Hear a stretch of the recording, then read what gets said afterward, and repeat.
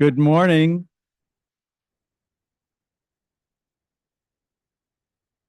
Good morning.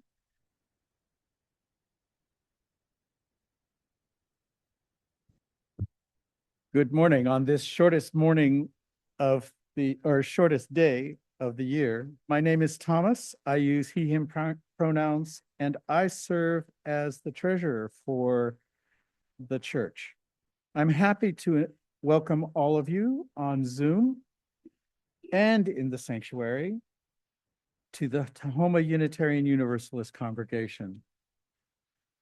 I am dressed in dark because of the darkness that is upon us today, and very much looking forward to the light coming.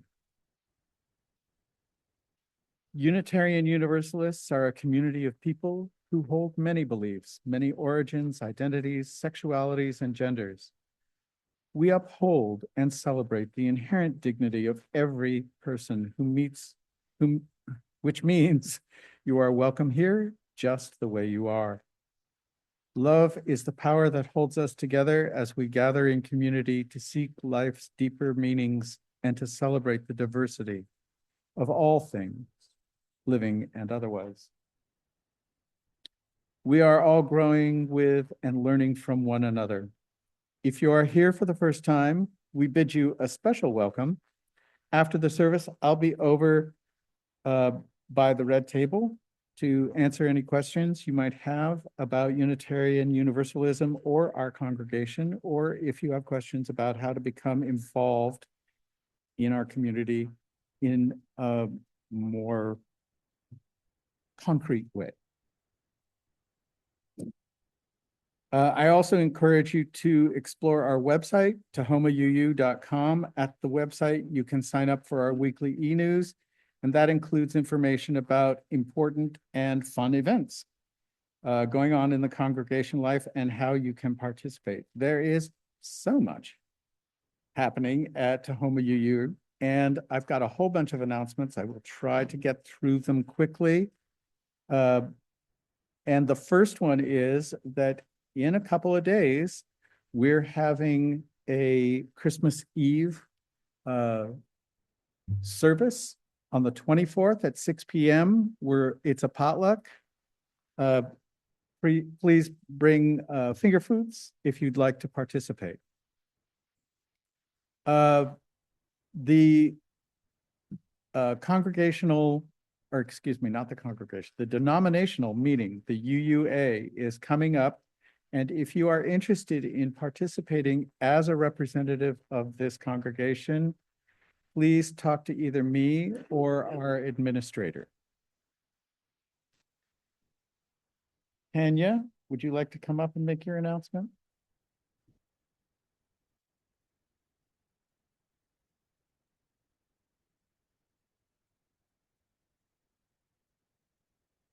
Wow, it's bright out there. Hello, I'm Tanya Baker, and this is Dave Hackett. And we are up here because I would like to introduce and expand on what our care team is. Has anybody ever heard of the care team?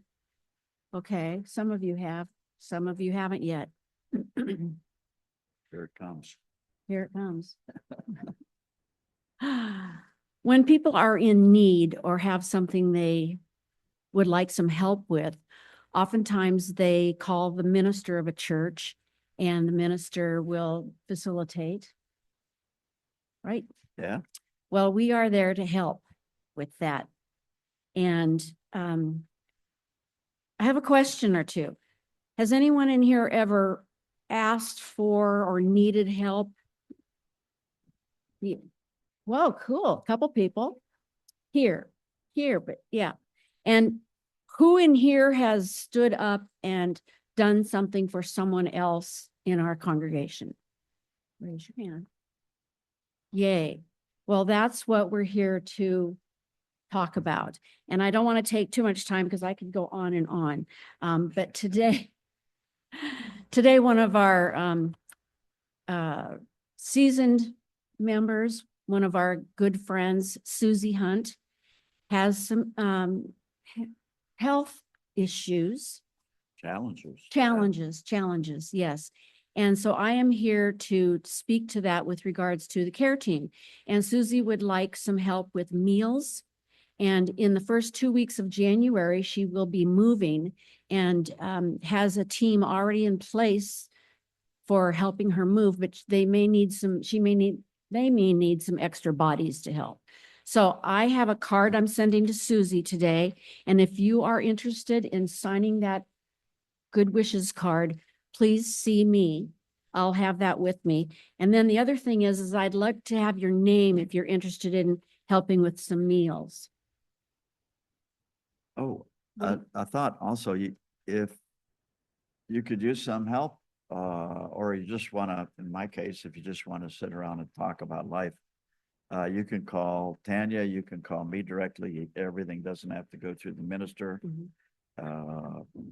Wherever you touch base, we'll get you to the right person and come through.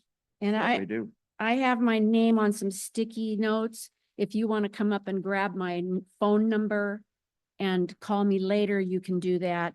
But I will also be eliciting names to help with Susie here. Oh, I'm terribly sorry. Oh, that hurts.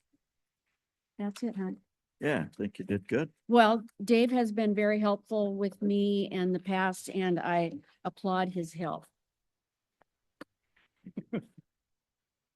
Again, it's Tanya.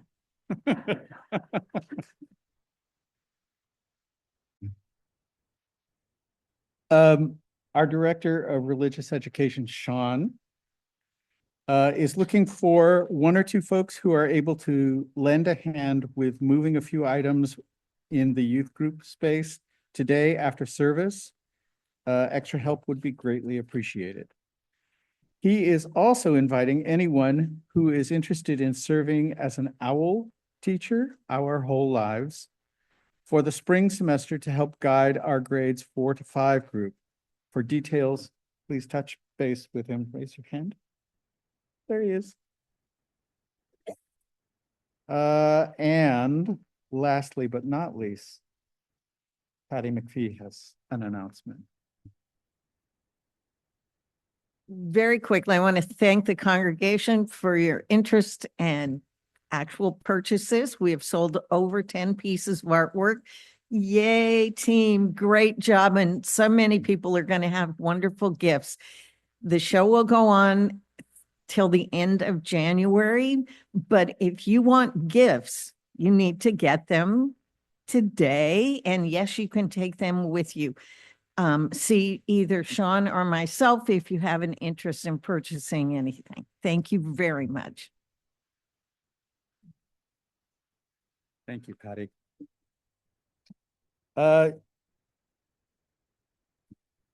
You are also invited to join us for social hour immediately following the service, right over here by the windows.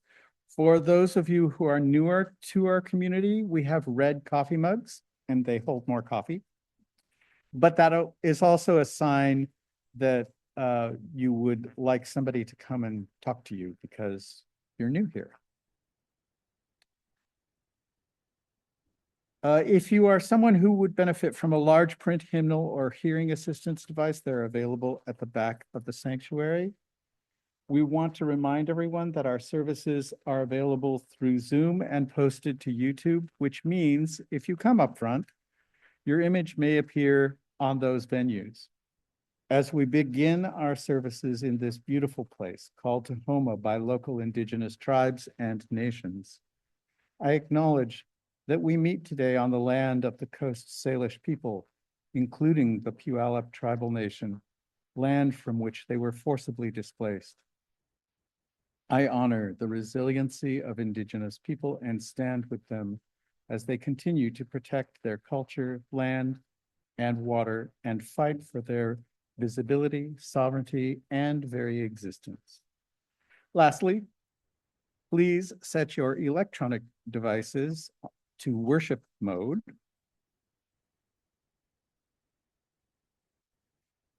And I want to make another reminder that on Christmas Eve, there is a celebration here So please come and celebrate with us. Here we come, a wassailing among the leaves so green. Here we come, a wandering so fair to be seen. Love and joy come to you, and to you your wassail too. And God bless you and send you a happy new year. And God send you a happy new year. Now let us join together in worship. Not yet. Soon, very, very soon. Thanks for remembering.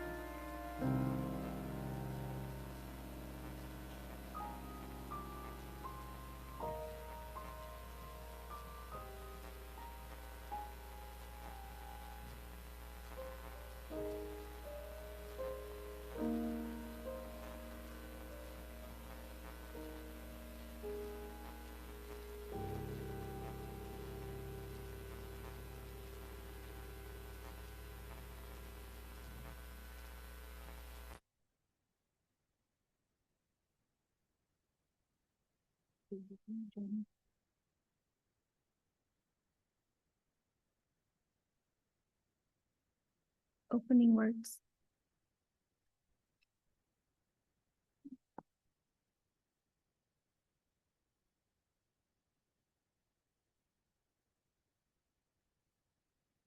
Hello, my name is Lauren Blisplinghoff. I go by she, her pronouns. Blessed solstice friends. Tonight we gather at the turning of the year, the longest night, the deepest darkness. The moment when the sun seems to pause before beginning its slow return. Across cultures, lands, and centuries, human beings have marked this night with fire and story and silence and song. We gather because our ancestors gathered. We light candles because they lit hearth fires. We remember because remembering is how we survive. This night does not ask us to fear dark. It asks us to honor it and to trust the turning.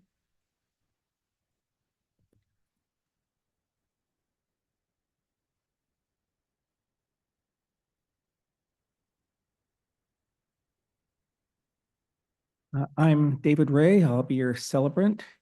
I use he, him pronouns here and like to call upon Amanda Davis and her two children, Alana and Anastasia, to light the chalice. Yeah, that's right. Yeah. Amanda has been coming here since October of last year, and she's in cups.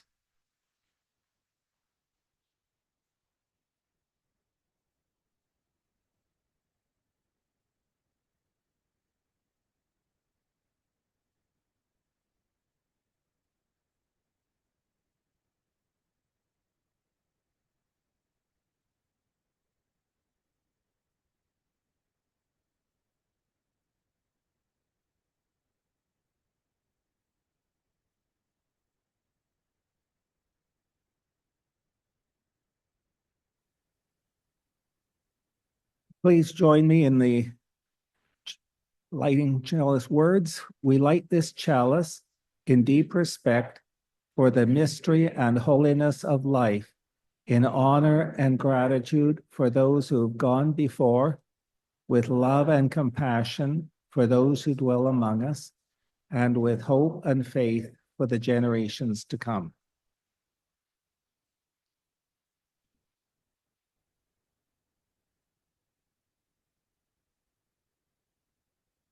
And now for our opening hymn, 1, 2, 3, Spirit of Life.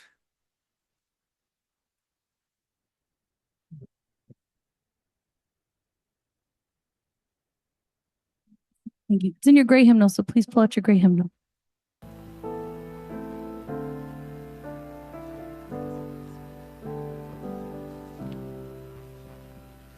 Spirit of life, come unto me.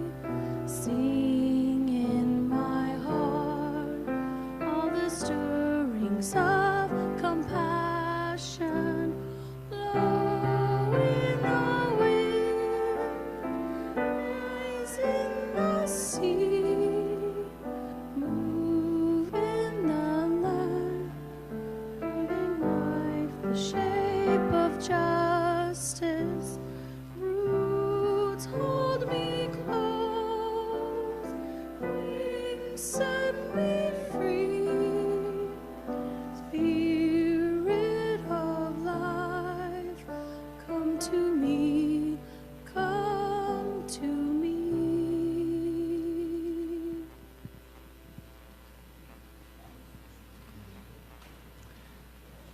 I was asked to state what CUPS stands for, and it is the pagan group that we have, and the actual initials, I was going to ask Lauren's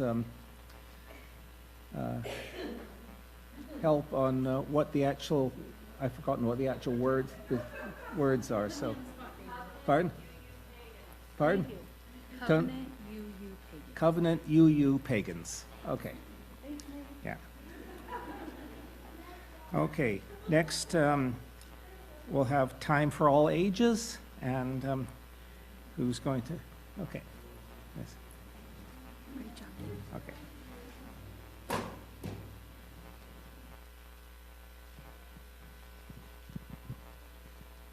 Okay, well, before we all sit down, I think we need to go back to everyone's favorite part, apparently, where the children gather all the canned goods and donated food for the food bank.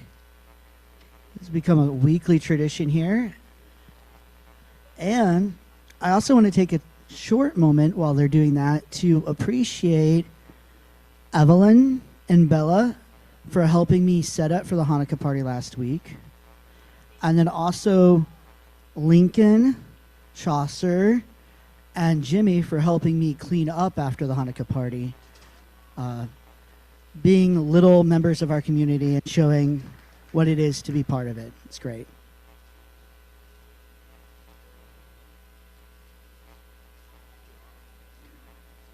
I have to say, I did the drop off yesterday and the line is very long at the food bank. So I am glad to see many more donations coming in because it is very much needed.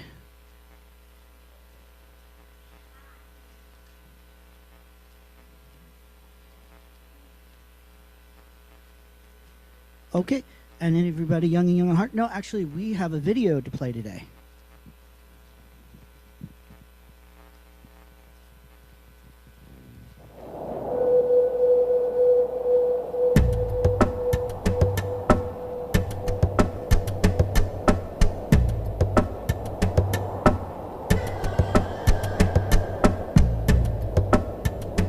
The winter was causing too much cold and too much snow and too much hardship.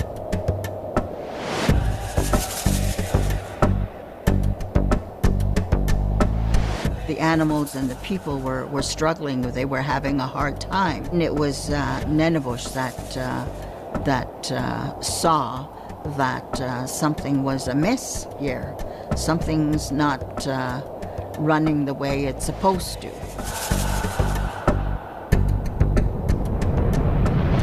How come everything is frozen? How come everything is cold? The animals, they were saying, well, it's because of winter. You know, he's causing all of this havoc. And so Nenebush would say, well, I'll go and talk to him. He asked for help to go and speak on behalf of the people and the animals and to go. And so he went to the north.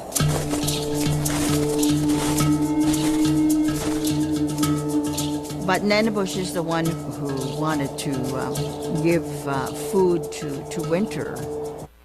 And Winter at first said no. He didn't want to eat any of the stuff that Nenebush was offering. But Nenebush made a fire and cooked up some good food, some rice and some corn and some berries, and warmed it up and wanted to offer it to Winter. And at first he wouldn't take it, but then he saw that Nenebush was really enjoying his meal, so Winter decided, oh, I'll taste it. And so he really enjoyed it. He liked it. What I see there is that sense of reciprocity. We have to acknowledge where our gifts come from and the work that they do. And he did ask Nenebush to go and talk to the sun so that they might be able to have a good working relationship. There's a way that things were created, and everything is moving, everything is alive. There's a spirit in all things, and that's the number one thing, is that there is a spirit in all things. And if something is off, then it affects the whole. We need our mother. We need this creation. We depend on the thunders. We depend on winter. We depend on summer. We depend on the moon, the sun. the star realm, everything in creation. We need the trees, that oxygen, that everything that the earth provides for us. We need her. We have to be able to give back to her that sense of reciprocity that we talk about, that respect, showing that kindness and that love and that compassion, and to be straight with one another, to be brave, to be strong, and to be honest. All of those values that we need to share with one another.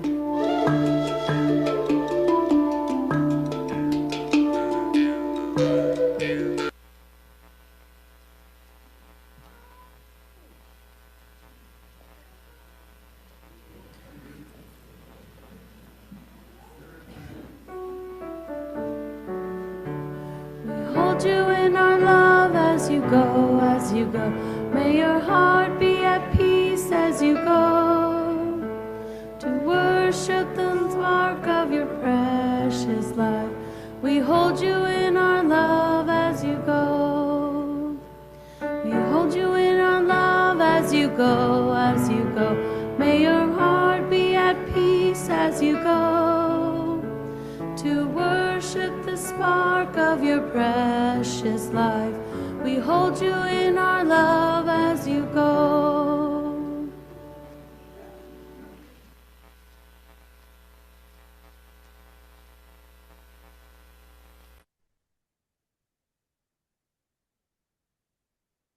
Good morning. I'm Chrissy Kim. I am your chat chaplain this morning. I am joining you online on Zoom with about 10 of our fellow congregants this morning.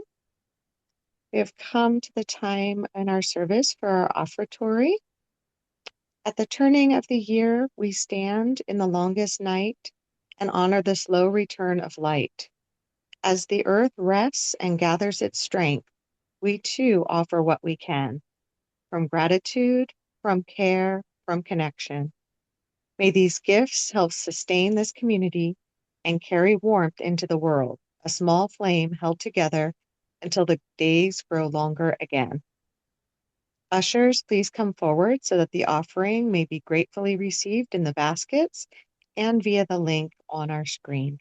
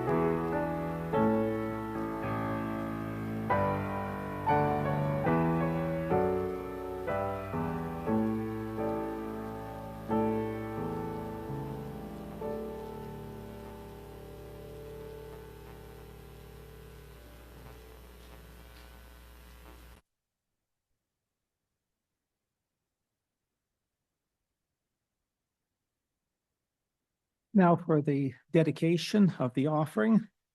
The words are on the screen above you in front. We dedicate ourselves and our offerings to the work of this congregation, weaving a tapestry of love in all community, both within and beyond these walls. And now, our meditation hymn.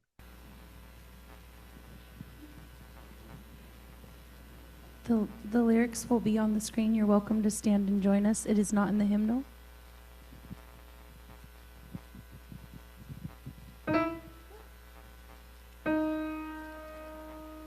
I will be gentle with myself. I will love myself. I am a child of the universe, being born each moment. I will be gentle with myself. I will love myself. I am a child of the universe, being born each moment. I will be gentle with myself. I will love myself. I am a child of the universe, being born each moment. I will be gentle with myself. I will love myself. I am a child of the universe, being born each moment. I will be gentle with myself. I will love myself. I am a child of the universe, being born each moment. I will be gentle with myself. I will love myself. I am a child of the universe, being born each moment.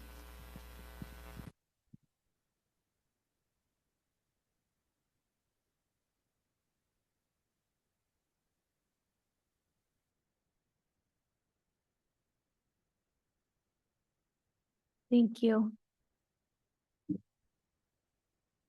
The teaching of the longest night. I always lose track, so I try and keep like 3 of these stashed around because otherwise I'm like, where are we? What are we doing right now? I'm actually going to read a poem first and then we'll start. I'm sure most of you are familiar with Robert Frost.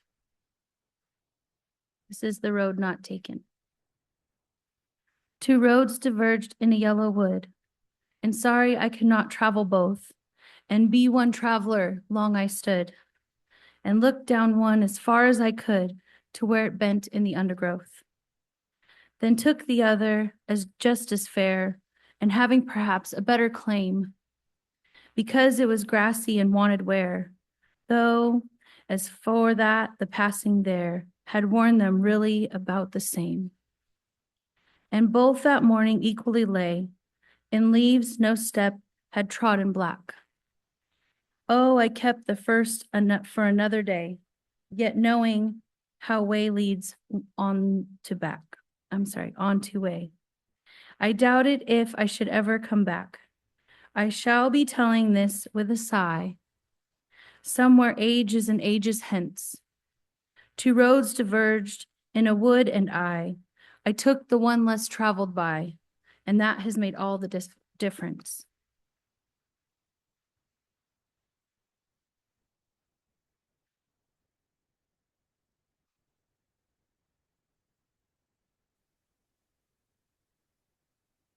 I'm speaking today on Native traditions for solstice and on pagan traditions for solstice because that is my spiritual path. I am Hohokam O'odham Pima people from the Southwest. My people are desert dwellers, and they are primarily in the Sonoran Desert, which is Mexico into the U.S. territory. So obviously, before there was a border, we passed back and forth without any issues. So this is the teaching of the longest night. On this day, the sun reaches its lowest point in the sky, traveling across the world above us in the shortest of arcs. Here in the northern hemisphere, this creates the shortest day and the longest night of the year.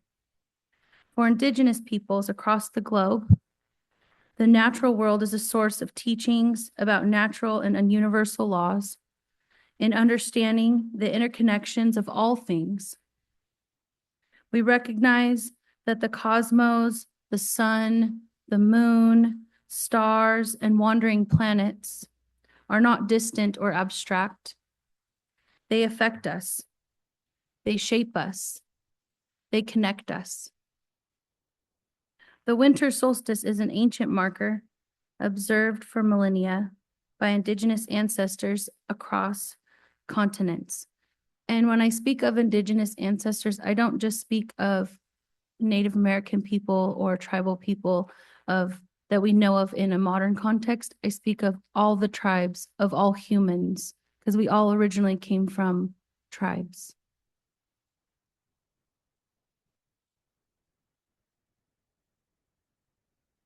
Some tribal nations have held ceremonies tied to celestial events, like the winter and summer solstices. Can we get the slides up? I'm sorry, I always forget that part.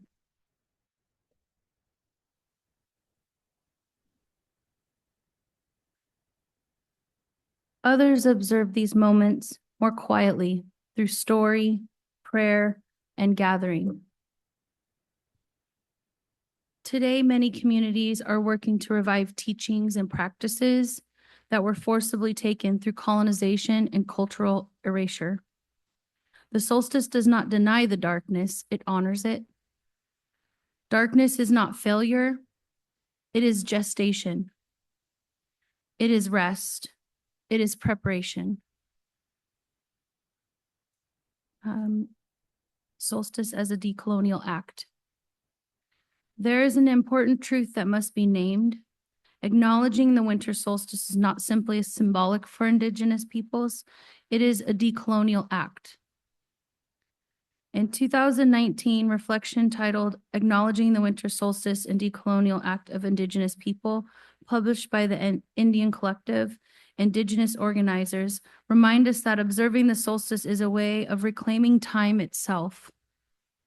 It resists colonial systems that impose linear productivity over land-based cyclical ways of knowing. Colonial systems taught that rest is weakness, that darkness is something to overcome, that worth is measured by output. Indigenous time tells us a different story. It says the earth sets the rhythm. It says winter has purpose. It says survival is communal. To pause on this night is to say, we still know when the earth turns. We still remember what winter is for. We still belong to this land and to one another. In the Celtic and pagan ancestral wisdom, this teaching is echoed in my own ancestral traditions among Scots, Irish, and Celtic people. In Celtic cosmology, the winter solstice marked the rebirth of the sun. The Oak King, symbol of light. Can you switch to the next slide, please? Growth and renewal was believed to be reborn on the longest night, slowly reclaiming the year from the Holly King of darkness. This was not a battle for good versus evil, but a sacred cycle. Each had their season, each had their role. Solstice fires were lit not to banish the dark, but to honor it.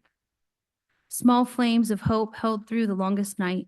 Evergreens were brought inside as symbols of life enduring, even in winter. Hence our modern Christmas tree and our wreaths. Stories were told, ancestors remembered, and communities gathered close for warmth. The Celts understood something we are still learning. Darkness belongs. It is not something to conquer. It is something to move through together. Next slide, please. I'm going to pause for a moment and just take a minute for all of us to have a time of remembrance. On this longest night, may we also make space to remember those who are no longer physically with us. Winter has always been a season of remembrance when the earth grows quiet, when life moves inward. We feel the presence of our ancestors, our loved ones, and those who shaped us. I invite you now silently or aloud to hold the names of those who you carry in your heart. Those who taught you, those you have lost, those whose light still warms you.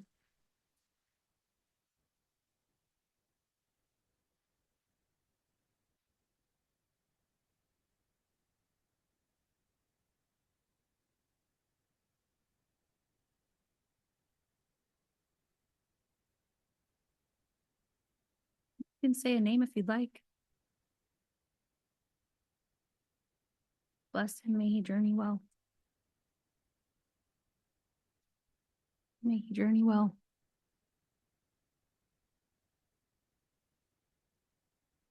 May she journey well.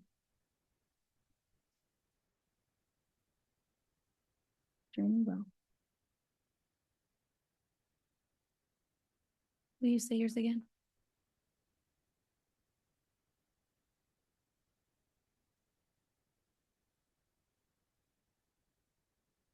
Clinton Reiser. Linda Blair Forth.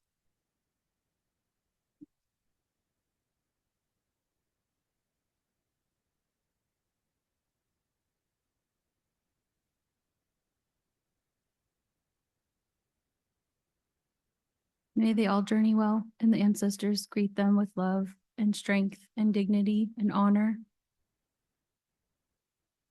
Blessed be. In Celtic tradition, the veil between worlds was believed to grow thin in the darkest seasons. Among many indigenous traditions, ancestors are never gone. They walk with us, guide us, and remain a part of the living world. Tonight, we honor them. We speak their names in our hearts. We light candles. I set up there's a small altar here, but this is the sun returning. This is a reminder of brighter days to come. And then I have 2 candles. I want to take a moment and say thank you to Thomas for joining me and helping at our CUPS meeting this last month. And we did a ritual then. So it was really wonderful to finally be able to do that with a group again, because it's been so long that I've been working as a solitary practitioner. So thank you, Thomas, for helping me lead that, because your strength and wisdom really helped. Tonight we honor them. We speak their names in our hearts. We carry their stories forward. May they be at peace. May we be worthy of their memory. Next slide, please. May LaDonna journey well also. I know the ancestors have met her. She has such a strong spirit and did so much in her lifetime here. LaDonna Brave Bull Allard. This is her story. When we understand the solstice and as remembrance, resistance, and communal survival, we begin to see these teachings lived in our own time. In the spring of 2016, LaDonna Brave Bull Allard walked the banks of the Cannonball River. LaDonna Brave Bull Allard walked the river in spring 2016, tracing land her family had known for generations. She'd hauled water from this river as a child, riding horseback with milk jugs. She knew which bends held the deepest pools, where her ancestors had gathered stones, where the buffalo still grazed. She also knew where her son was buried. Philip had died in 2009. His grave overlooked the river on land that had survived everything. Floods that came when the Army Corps of Engineers dammed the Missouri in the 1950s, drowning sacred sites, and Sundance grounds, policies that pushed her people onto smaller and smaller territories, a history written in displacement and broken treaties. Now the Dakota Access Pipeline was coming, a 30-inch line designated to carry 500,000 barrels of crude oil daily beneath the Missouri River, the water source for her tribe and 17 million people downstream. The route would cross burial grounds, sacred sites, and places where her ancestors had traded and prayed for centuries. Millennia. The pipeline company planned to drill within miles of her son's grave. She made a decision that felt small at the time, but would echo across the world. In April 2016, she opened her land at the confluence of the Cannonball and Missouri rivers and established the Sacred Stone Camp. She set up tents. She lit a prayer fire. She told the pipeline company, if I'm the only person standing, I'm standing. They will not build this pipeline. It wasn't grandiose. She later said she was just a mom who couldn't conceive anyone building an industrial project next to her son's resting place. But it was also more than that. It was about water. Water is life. About having the right to ensure her grandchildren would have clean water. About refusing to watch another sacred place erased while the world looked away. At first, just a handful came, then dozens. She posted on social media, sharing her story, explaining what was at stake. The response overwhelmed her. By summer, thousands had arrived. Indigenous nations from across North America sent delegations. The Oseti, Sokowin, the 7 council fires of the Lakota, Dakota, and Nakota gathered together for the first time since the Battle of Little Bighorn 140 years earlier.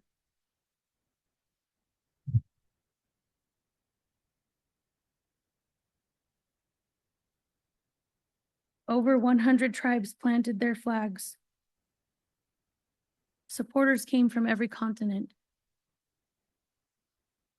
They called themselves water protectors, not protesters.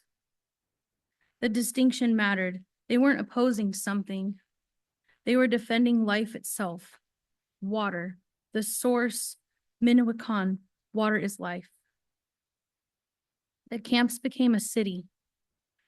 Prayer circles at dawn, teachings from elders, young people organizing, runs across hundreds of miles to raise awareness. My son's tribal members and cousins were involved in those runs, starting in Southern California and going all the way to the Dakotas. It was really incredible to be a part of that and to witness our youth taking such a huge stand against the colonialism.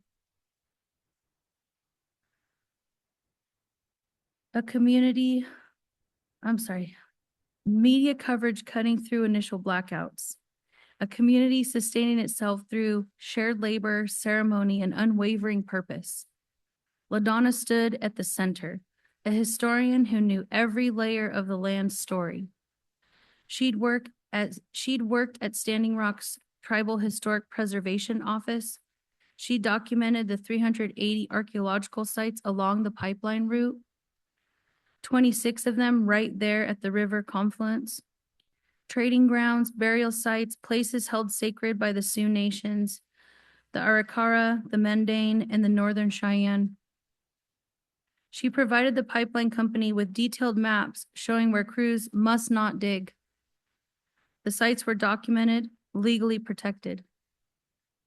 Then came September 3rd, 2016, Labor Day weekend. Water protectors walked the sacred ground to plant tribal flags in ceremony. They didn't know construction crews would be working that holiday weekend. When they arrived, bulldozers were already carving through earth, destroying the exact burial sites LaDonna had identified. People moved to stop the machines. Private security guards arrived with dogs. German shepherds lunged at water protectors, biting arms and faces. Guards unleashed pepper spray, mixed blood with tears, mixed with rage. LaDonna watched her camps, from her camp, sorry. She'd grown up hearing about the Whitestone Massacre in 1863, when U.S. soldiers killed 300 to 400 of her people. Her great-great-grandmother survived that slaughter.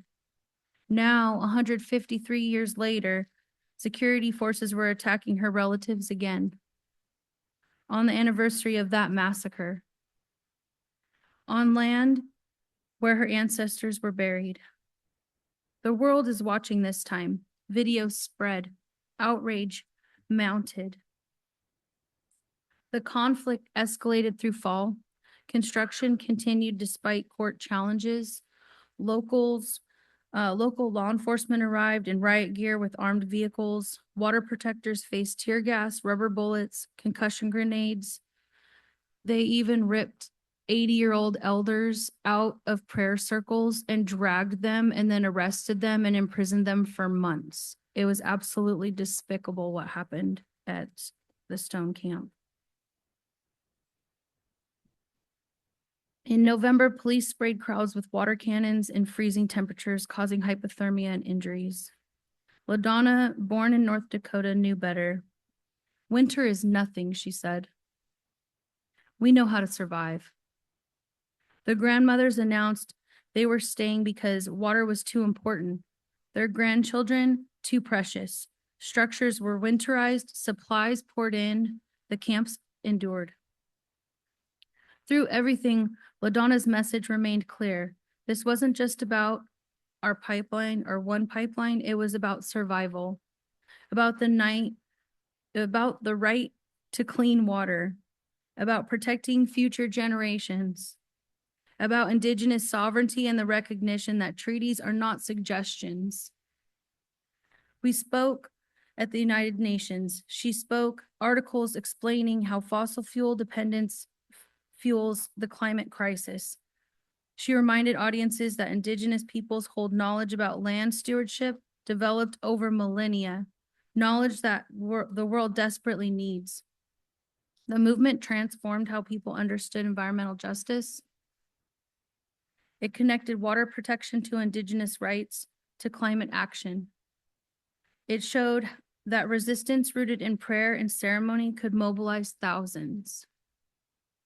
It proved that even when faced with militarized force, communities standing in their truth could shift global consciousness. And we are literally living that in real time right now. In February 2017, the camps were forcibly cleared. The pipeline went operational. To many, it looked like defeat. But LaDonna saw longer horizons. We are still here, she wrote. We are still fighting for our lives. 150 years after my great-grandmother watched our people were senselessly murdered. We should not have to fight so hard to survive on our own lands. She kept her Fort Yates home as a refuge to water protectors. Visitors from around the world came to pray at her fire circle, to learn, to plan next steps. The Mongolian yurts that housed protesters during the encampments now stood on her property, sheltering new generations of activists. She continued advocating for Indigenous voting rights when North Dakota tried to disenfranchise tribal members, for protection of Mauna Kea in Hawaii, for removal of all pipelines from Mother Earth's body. She spoke annually at the United Nations, carrying forward the message that started at her fire circle. Young people still ran to Fort Berthold to oppose pipeline expansion. Before heading out, they'd stop at LaDonna's house, placing signs in her yard. We love you, LaDonna. Water is life. In 2020, she was diagnosed with glioblastoma, an aggressive brain cancer. She underwent surgery, but the disease progressed. Even as she grew sicker, she told young activists not to be sad, but to continue the fight. She'd be with them in spirit. On April 10th, 2021, LaDonna Brave Bull Allard died at home surrounded by family. She was 64. Her courage was contagious and inspiring. North Dakota State Representative Ruth Buffalo said, South Dakota Senator Red Dawn Foster added, she inspired the world with her love for the water, the land, and the people. Her legacy cannot be reduced by a single pipeline fight. It lives in transformed awareness about Indigenous sovereignty. In youth who learned that one person's stand can spark movements. In communities worldwide who now say water is life in their own languages. In every person who plants their feet in soil and refuses to move when something sacred needs protection. She proved that resistance doesn't require an army, it requires one person willing to say no when everyone expects silence. One piece of land offered as sanctuary, one fire kept burning through doubt and winter and violence. She opened her land where her son had rested and created space for thousands to stand together. In doing so, she reminded the world that the most powerful movements often begin with a single act of fierce, loving refusal. She walked the river, she knew the stories. She added her own, and in adding hers, she changed what becomes possible for everyone who comes after her. She reminds us that survival is not individual, it's communal, it's relational, it is sacred. The solstice teaches us that light returns not because we force it. Can you go to the next slide, please?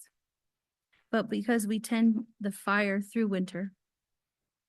This night asks us, what will we protect? Who will we stand beside? What fire will we keep burning until dawn returns?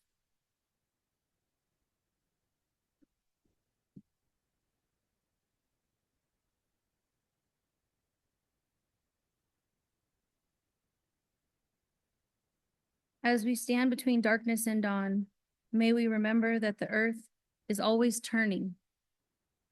May we honor the indigenous wisdom that teaches us how to live in right relationship with land, with time, and with one another. May we honor our ancestors, known and unknown, whose lives made our lives possible. May we tend the small fires entrusted to us of justice, of care, of courage, of love through the longest nights. And may we walk from this darkness toward the light, not alone, but together. And blessed solstice.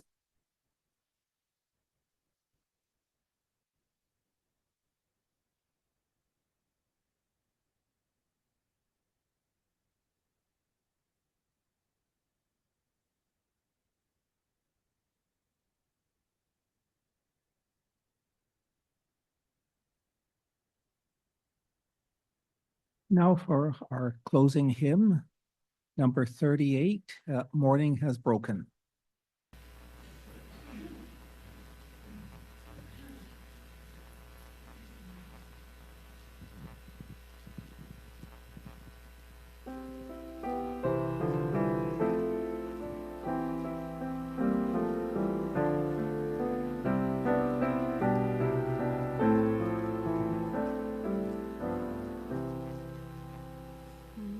Morning has broken,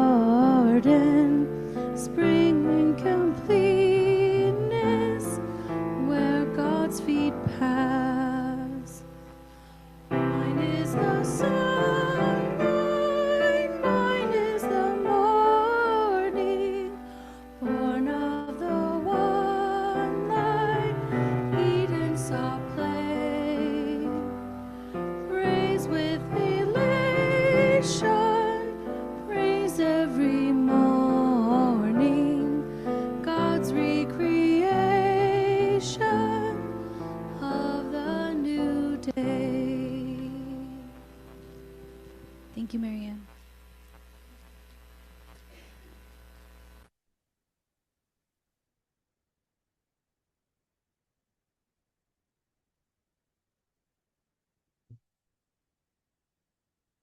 Deep peace of the running wave to you.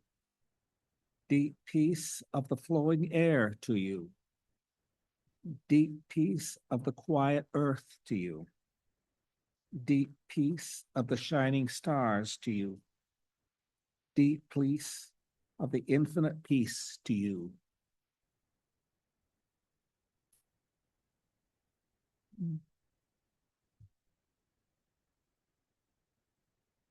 And now the extinguishing of the chalice.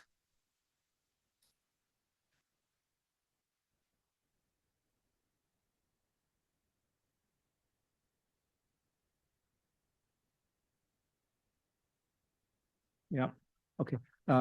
We extinguish this flame, but not the light of truth, the warmth of community, or the fire of commitment.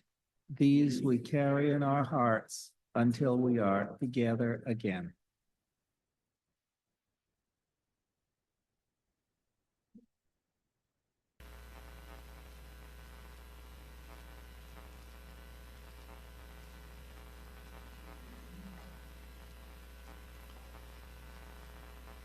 And now our closing blessing song. You can stay up there too.